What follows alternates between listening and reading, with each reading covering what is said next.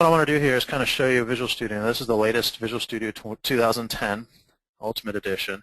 You can go out and get Visual Studio Express editions, which are also very good to use. I think they include almost all the same tools. And I think the Expresses are 2010 version right now. I've got a link to it later on in the slides, so you can write down the link, or if the PowerPoint slides are available later, you can always get them from there as well. I just want to try to get you a little familiar with the UI and what you're going to see here, because if you're not used to developing or used to this tool, it might look a little daunting. So as in most Windows applications, you have your file system along the top. You have your file, edit, view, debug. You got a lot of different menu options up here, which is context sensitive. So depending on what you're doing, depending on what file you're looking at, whether you're looking at the UI design or whether you're looking at the code behind or whatnot, you will see different menu options available in here. Okay. This start page right here, let's go here, these buttons. These buttons provide kind of shortcuts to what you're going to see in the menu here. So you got your open and your save all and stuff. You'll also see that here in your save, where you have your open and your save all. And it's just kind of a quick and easy way to get started and kind of group your stuff. So you have some buttons here from your debugging menu next to your stuff here from your file menu. And it's all nice and customizable. We can grab this whole honking thing here and move it around. Oh, I guess I can't move it around all that much right now. But within it, I can also customize. You get the drop-down buttons. You can add and remove different buttons from here. And they really did a nice job trying to make this easy to use. Okay. So in this main section here in the start page, this is kind of a summary of different actions you can do initially, as well as recent projects you've opened. I've got a project management module I'm working on and some SSIS stuff I was playing with.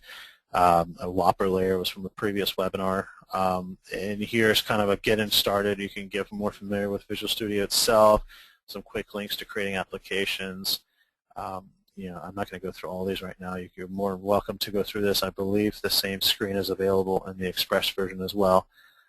What I mostly play with are either the links to recent projects or these two here, either creating a new project or opening an existing project. Okay. Along the side here, we have a toolbox. You're going to see this here in a minute when we're playing with our Windows form. And I have a Server Explorer. The Server Explorer is one of the options that you get from when you look at the view. Again, you got a lot of different options in these things, so you take your time going through and really try to learn it. Hit up Microsoft.com and look at all the different options that are available for Visual Studio. But the Server Explorer is one of the windows that you can turn on here, some pending changes. You got all these different windows that you can show and kind of dock. All of these windows here can be you can actually drag them out, have them floating, or pin them to a different section on your UI. They really try to allow you to customize that as well. You can pin it in place so it's always showing. You can hide it. So again, this isn't intro to Visual Studio 101. This is more just real quick introduction. Over here, Solution Explorer. This is going to show all your files. You'll see this in a second. Team Explorer is not something you need to worry about initially. Solution Navigator is something that is not something you're going to need to worry about initially either. That's an extension that as you learn more about Visual Studio, you will start hopefully playing with. So let's go ahead and create a new project. And what you're going to see here is you're going to see a lot of different information right away. So we got to install templates, Visual C#. Here's the different types of applications you create, Windows, web, and you notice as I change from one to the next, what's available to me changes as well. Right? So Windows applications, and in here we've got the type, a Windows Form application, a Windows WPF application, console application. If you look at Silverlight, we've got our different Silverlight applications and class applications, XNA Game Studios. So this is where you're going to really select what type of program you want to do. If you wanted to do it in Visual Basic, you can also do it there. Now my setting is set up to be a Visual C# developer, so C# is what shows up right there. Others who have selected as a Visual Basic developer will probably see something different. But this should still have the same Windows Form, WPF, console applications, and it mainly depends on what language you're going to be using in your code behind, and you'll see this in just a minute here. So we're going to create a Windows application, just a simple Windows Form application. Windows Form application is exactly what we're looking at here. This Visual Studio, it could be a Windows Outlook, Notepad, File Explorer. I'm trying to think of some other ones right now that you would want to look, or that you would want to be familiar with, and how that would differ from, say, like a web page. A web page would be something like Twitter or Facebook, anything you would use through Internet Explorer, Chrome, Safari, Firefox.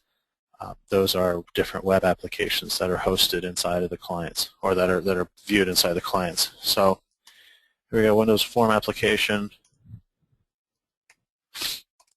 We're just going to call this Taco Truck. Okay. Now when I click OK, oh, well, there's something I should have showed you, but that's all right. Pay attention to when you're naming things. You'll notice that, and I'm actually going to close this again real quick to make sure I show it. Some options I really should have paid attention to a little closer. I'm just so used to doing this that I don't even notice anymore. You got your name here, which is the name of the project, right? And you've got your solution name here, which has the same name. Now in Visual Studio, what we do is we group up your programs into individual projects. Okay, so this taco truck is going to be a project. I can also have a taco truck website, which would be another project, and I could have a burrito van. That would be another project. They could all live under the one solution, and we can call that our Mexican food solution. Okay, so what I'm trying the solution is a wrapper for, or it's like a basket that holds all your different project types of a similar type. So if I want to have 4 or 5, 10 different projects that are all involving Mexican food, I can just all put it in the same solution, and when I can open just this one solution, and it'll open all those projects for me at one time.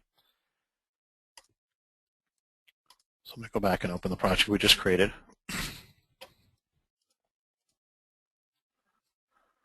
Okay, so here we have taco truck, and here's the project, taco truck. Here's the solution. I could add a new project to that solution and call it whatever I want. Actually, let's go and do that now. We'll add one called burrito van just to show.